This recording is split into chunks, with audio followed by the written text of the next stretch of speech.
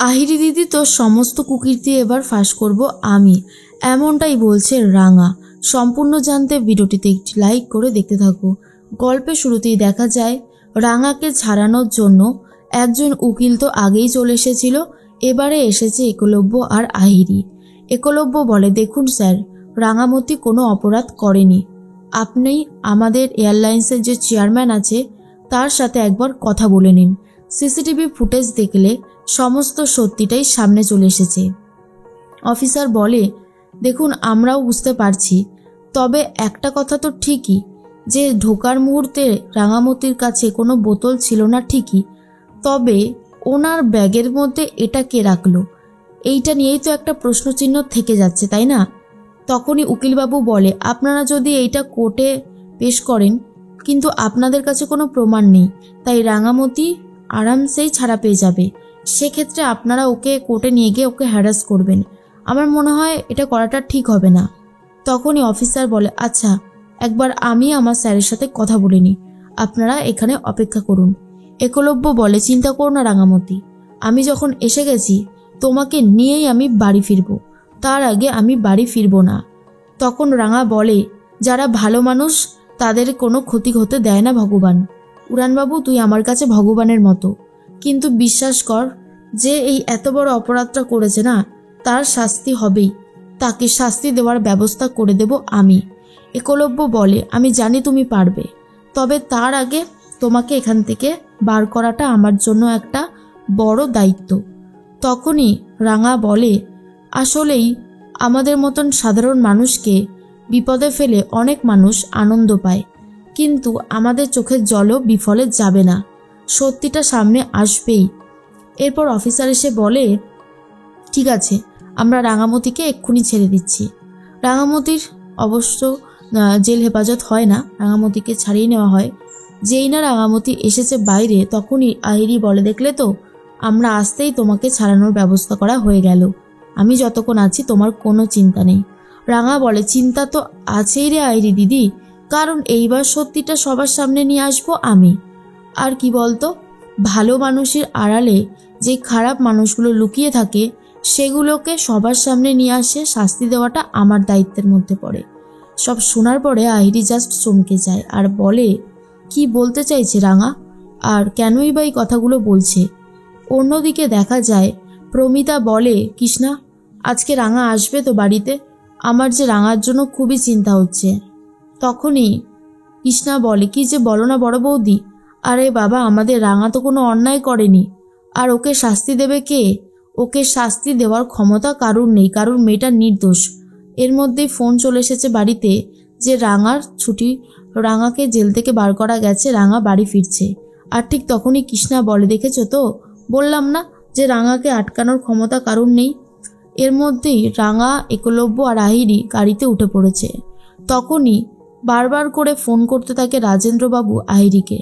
আহিরির ফোনটা বেজে যাচ্ছে, কিন্তু আহিরি ফোন ধরতে ভয় পায়, যেহেতু গাড়িতে রয়েছে, তার উপরে আবার একলব্য আর রাঙা পাশে রয়েছে। আহিরিকে মেসেজ করে রাজেন্দ্রবাবু, ফোনটা ধরো আর্জেন্ট, কিন্তু তবুও ফোনটা ধরে না আহিরি। বুঝতে পারে এখানে ফোন ধরলে সে কেস খেয়ে যাবে, কারণ অলরেডি রাঙা তাকে সন্দেহ করছে। একলব্য বলে, কি ব্যাপার আহিরি, ফোনটা বেজে যাচ্ছে, ফোনটা ধরছো না কেন? আহিরি বলে, থাক না, পরে ধরবো। একলব্য বলে, দেখো না এয়ারলাইন্সের কেউ ফোন করলো কিনা। কিন্তু আহিরি ফোন ধরে না। রাঙা বুঝতে পারে যে আর কাছ থেকে টাকা পয়সা নিয়ে এই সব কুকীর্তি করেছে ওই আহিরি দিদি, সেই হয়তো ফোন করেছে।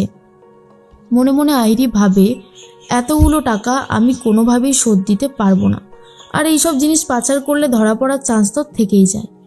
এর মধ্যেই বাড়িতে চলে এসেছে রাঙা, একলব্য আর আহিরি।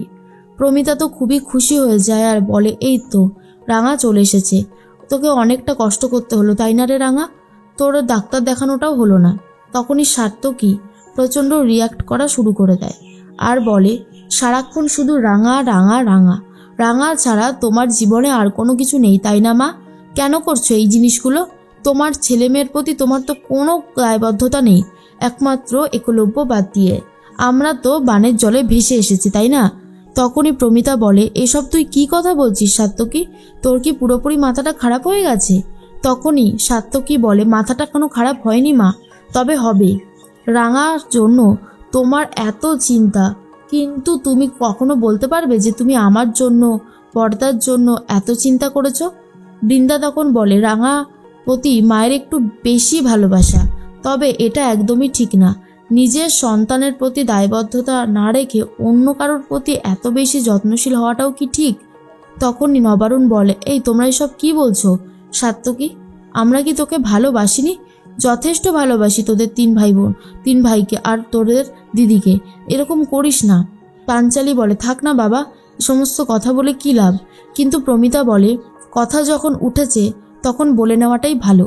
এর মধ্যেই সাত্যকী বলে, আর এই একলব্য, একবার রাঙা একবার আহিরি, একবার রাঙা একবার আহিরি, কি চাইছিসটা কি তুই? রাঙাকে ডিভোর্স দিয়ে বাড়ি থেকে বার কর। আমি বুঝতে পারছি না যে দুটো মেয়ের সাথে এইভাবে থাকার মানেটা ঠিক কী। বৃন্দা বলে, সত্যি তো, আহিরি বা আর কতদিন ওয়েট করবে তোমার জন্য? তোমার যা সিদ্ধান্ত নেওয়ার ঝটপট নিয়ে নাও না। আর সত্যি কথা বলতে গেলে তুমি একজন পাইলট, এরকম গ্রামের একজন অশিক্ষিত মেয়ের সাথে কোনোদিনও তোমাকে ম্যাচ করে না। তুমি এটা অন্তত বোঝো। তখনই আহিরি ভাবে, আমি যে কি করব বুঝতে পারছি না। এদিকে রাজেন্দ্রবাবু আমাকে এতবার ফোন করছে, তার মধ্যে রাঙা আমার সাথে কিরকম একটা অদ্ভুত ব্যবহার করলো। এত কিছু মিলিয়ে কেমন যেন একটা ভয় ভয় লাগছে। তবে কি রাঙা আমাকে ধরে ফেললো? না না, ধরা পড়লে চলবে না। আমি যেই রিস্ক নিয়েছি সেইটা কাউকে বোঝানো যাবেই না। এর মধ্যে একলব্য বলে, রাঙা আমার স্ত্রী, ও এই বাড়িতে থাকলে তোদের কি অসুবিধা হয় বলতো? সাত্যকী বলে, তোর স্ত্রী একটা কাজের মেয়ে, সেটা ভুলে যাস না। আইরির মতন মেয়েকেই তোর পাশে মানায়। রাঙা তো খুব কান্নাকাটি করতে থাকে আর ঠিক করে আহিরির কুকীর্তি সবার সামনে ফাঁস করবে।